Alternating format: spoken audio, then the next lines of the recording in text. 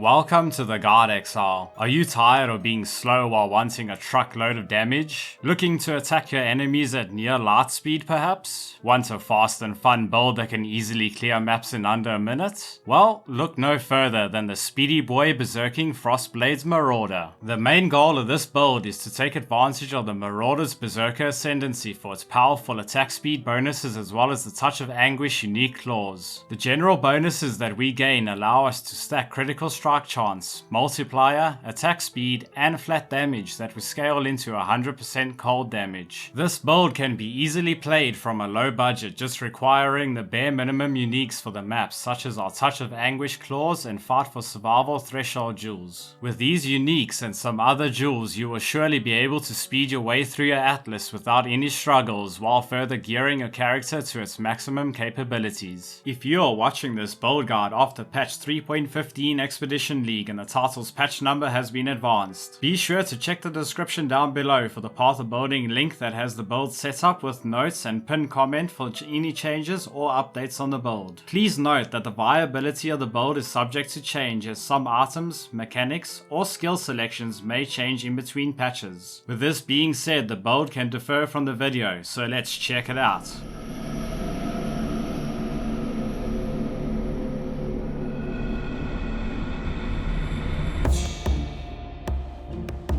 After my aura stacking necromancer, I was addicted to the super fast attacks and have always wanted to play Frostblades again, but not as a ranger or shadow. This led me to the Marauder's Berserker Ascendancy to abuse the attack speed it provides with a more damage multiplier and, of course, stacking up critical strike chance and multiplier for even more damage output. Offensively, we make use of a fast attacking Frostblades using a dual wielded setup that only deals cold damage by means of the Winter Spirit notable and the skill naturally giving physical to cold conversion. Since we are dual wielding, we also gain 10% more attack speed and 20% more physical damage, a massive hidden boost. We then pair this with our rage, which gives us up to 50% increased attack speed, attack damage, and movement speed. Along with our rage, we also make use of blitz charges that gives us 40% more attack speed, giving us our insane speed. We also enable blood rage, giving us more attack speed, and leech for increased attack and movement speed, giving us even more damage. On top of our attack speed, we scale our critical strike chance to over 80% and up to 600% critical strike multiplier. We will also be reserving our mana with hatred for the extra cold damage and precision for the extra accuracy and its critical strike chance. To help our clear even more and get rid of porcupine one-shots, we use Herald of Ice to shatter the enemies, which is really satisfying to see. Defensively, the build is more of a glass cannon, but we still pick up some defensive nodes on the tree such as Wind Dancer for the 20% less damage taken and acrobatics paired with phase acrobatics to give us up to 40% chance to dodge all attack hits and 30% chance to dodge all spell hits. Due to us stacking up our damage, we use Life Leech to keep us topped up for when we do not get hit, so we don't need to rely on using a life flask. Added onto this, we also have the elusive buff for the extra spell and attack dodge, which is really good. Plus, we make use of Fortify for the extra 20% damage reduction as well. The playstyle of this character is very straightforward. We begin by enabling Blood Rage, using Whirling Blades to approach enemy packs while gaining Fortify if we hit an enemy with it. Then you let loose and Frost Blades the packs down, freezing and shattering them within a second. For bossing, you will want to make sure to keep your totems up with Hydrosphere so you're able to maintain maximum damage efficiency. When you have a few seconds of not worrying about boss mechanics, you will want to pop your Berserk and flasks to burst the boss.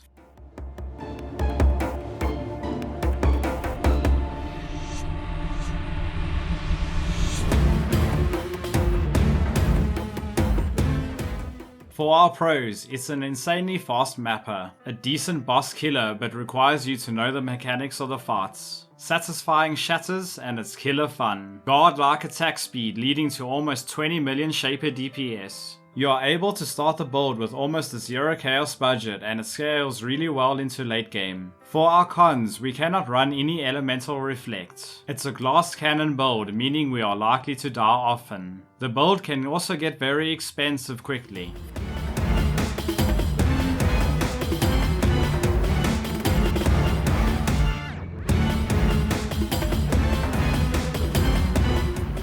For our class and Ascendancy choice, we are the Marauder's Berserker with Crave the Slaughter, giving us access to Rage, which gives us 1% to attack damage, attack speed, and movement speed, stacking up to 50% each with a maximum of 50 Rage. Next is Flawless Savagery that adds flat physical damage to our attacks if we have crit recently, plus it gives us 25% critical strike multiplier and 50% increased critical strike chance. Blitz is where we are going to gain our insane attack speed due to each blitz charge, giving us 2% more attack speed, adding up to 40% more while at 20 charges. Thanks to our high critical strike chance, the negative effects of the reduced critical strike chance are negated while we have blitz charges. Lastly, the aspect of Carnage that makes us take 10% increased damage, however, it gives us 40% more damage, which scales on top of all of our multipliers and increases via gems and our skill tree.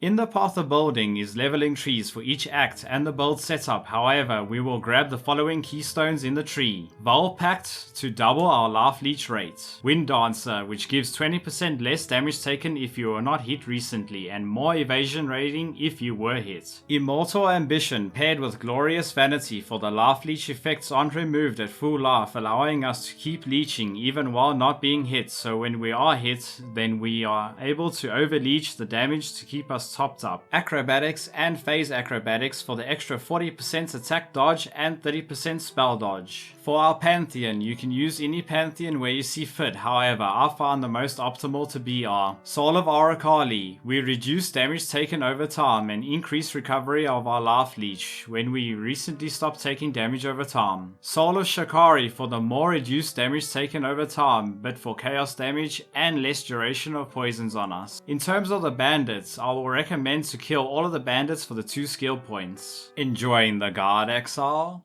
Hit that like button and subscribe to show your support for more informative guides just like this one.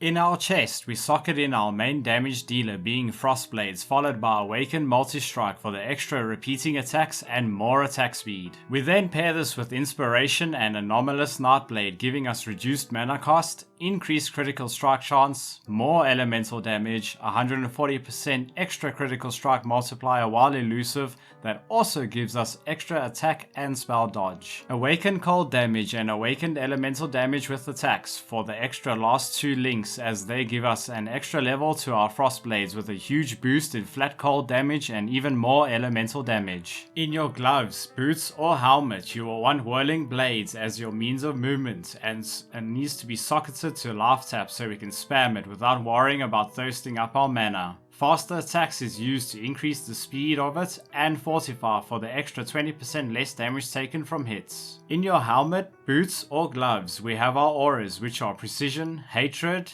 and Herald of Ice, linked to Enlighten to lower the mana reservation. From this we gain much needed accuracy rating, critical strike chance, extra physical damage as cold damage, more cold damage, and some flat cold, allowing us to shatter packs with our Herald of Ice. In your boots, gloves, or helmet, Phantasmal Ancestral Protector and Ancestral War Chief linked to multiple totems will go here, giving us more attack speed and more damage as we can have at least one of each summoned. In the 4th socket you can drop Berserk here, which gives us an insane amount of damage and attack speed on bosses. Either of your claws will want to have cast when damage taken linked to Immortal Core to save us from some one-shots, along with Blood Rage, which gives us our more life leech and extra attack speed. For the 2nd claw we socket in our Ice Golem with Hydrosphere linked to Power Charge and Critical Strike as a means of generating power charges during bosses for the extra critical strike chance, multiplier, and the extra 10% cold exposure.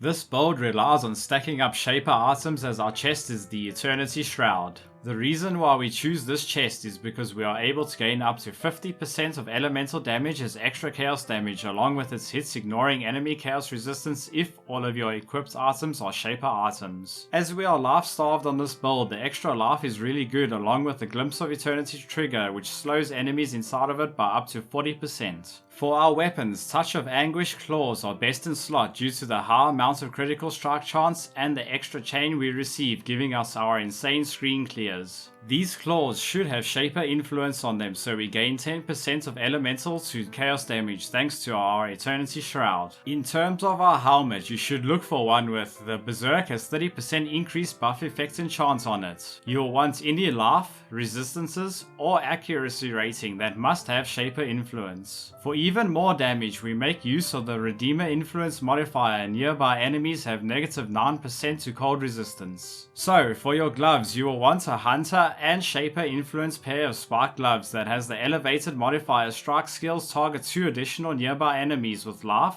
and attack speed. Please do note that the roll does not have to be elevated and any resistances or extra modifiers here are still welcome. When looking at our boots, we need them to have Shaper and Hunter influence with a UF Tailwind if you have dealt a critical strike recently modifier, which gives us up to 8% increased action speed. This includes all movement and attacks. Any life, movement speed or resistances will be good to try get here with either. With the enchants, I recommend 16% increased attack and cast speed if you've killed recently, as it will be the best. Our amulet must have global critical strike multiplier with Shaper influence for the modifier, gain 15% of physical damage as extra cold damage. Any flat added physical damage, life, resistances or other affixes will be good too. For our anointment, we choose Panopticon as it increases the buff effects of our 2 ancestor totems by an extra 50%. With our rings, they should both have Shaper influence. The one ring must have trigger Assassin's Mark when you hit a rare or unique enemy, which gives us our 3 power charges while mapping, along with life and mana recovery, but don't forget it also gives us extra increased critical strike chance and multiplier too. As we struggle with accuracy, you will want any accuracy rating along with life and increased elemental damage with attack skills will be ideal. This includes the second ring, which should have any high resistances, allowing us to reach our cap. Our belt is a Shaper influence Stygian vase with high resistances, life,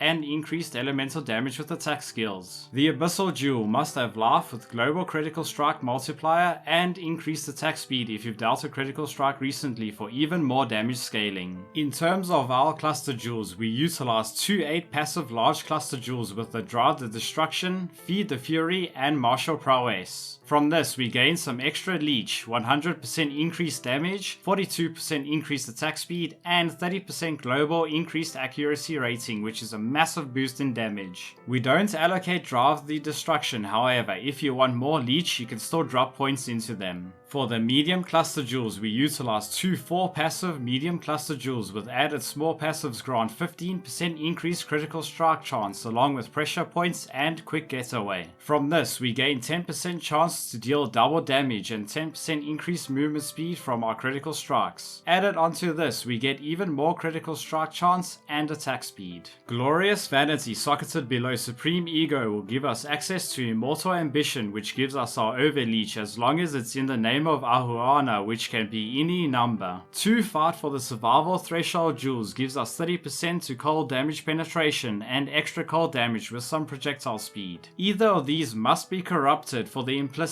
damage penetrates 1% cold resistance and corrupted blood cannot be inflicted on you. If you are lacking in critical strike chance, then a Watcher's Eye that has a % chance to critical strike chance while affected by hatred, and any others will be awesome too to help further scale your critical strike chance. For our rare jewels, you will want to look for any of the following affixes: Global Critical Strike Multiplier or Melee Critical Strike Multiplier, along with some Critical Strike Multiplier to cold skills, Increased Maximum Life, Increased Global Accuracy, Increased Damage while Dual Wielding, Increased Attack Speed with Claws, Increased Attack Speed while Dual Wielding. Moving on to our flasks, you can choose whichever you see fit, however, I choose to use an Experimenter's Diamond Flask of Bloodletting rating for the extra critical strike chance and some more leech, and you can have attack speed here instead for more damage. An experimental silver flask of heat as our only means of onslaught and freeze immunity. Bottled faith for the increased damage taken by enemies and extra increased critical strike chance we gain, plus we also gain 40% increased damage during the flask effect. Atziri's promise as it gives 2% chaos damage leech, which we have lots of, along with some gaining extra damage from physical and elemental damage as extra chaos damage. Lastly, I use Taste of Hate to mitigate 10% of physical to cold, but mostly to gain extra physical damage as extra cold damage, giving us even more damage.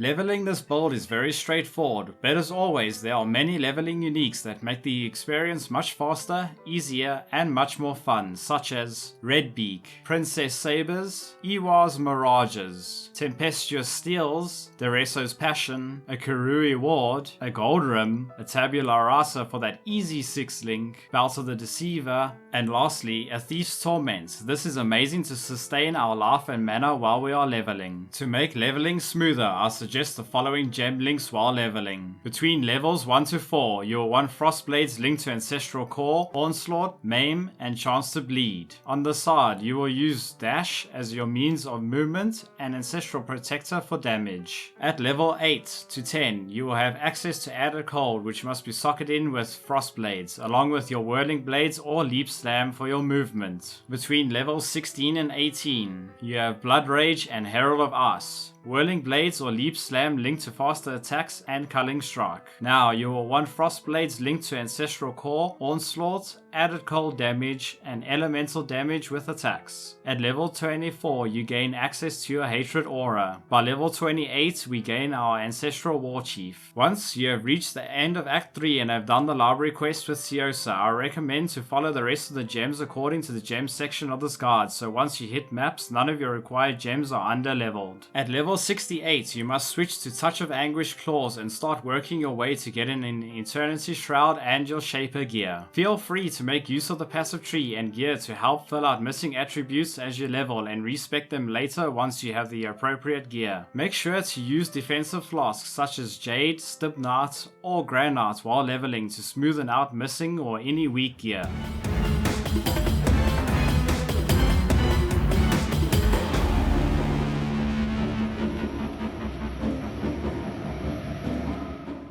After struggling to decide with swords or claws and switching many things around, I'm happy how the build has turned out. From leveling all the way into maps, I truly felt how the build improved and became super fast while destroying everything in my wake, but of course a few too many deaths. In conclusion, if you cannot avoid mechanics, then you will struggle to stay alive most of the time, but the build is still very comfortable and enjoyable, which makes up for it with being a glass cannon. If you found this guide helpful or the next new build you will play, then smack that like button and subscribe for I have many more builds planned. Thanks for watching and I'll see you in the next one, Exile.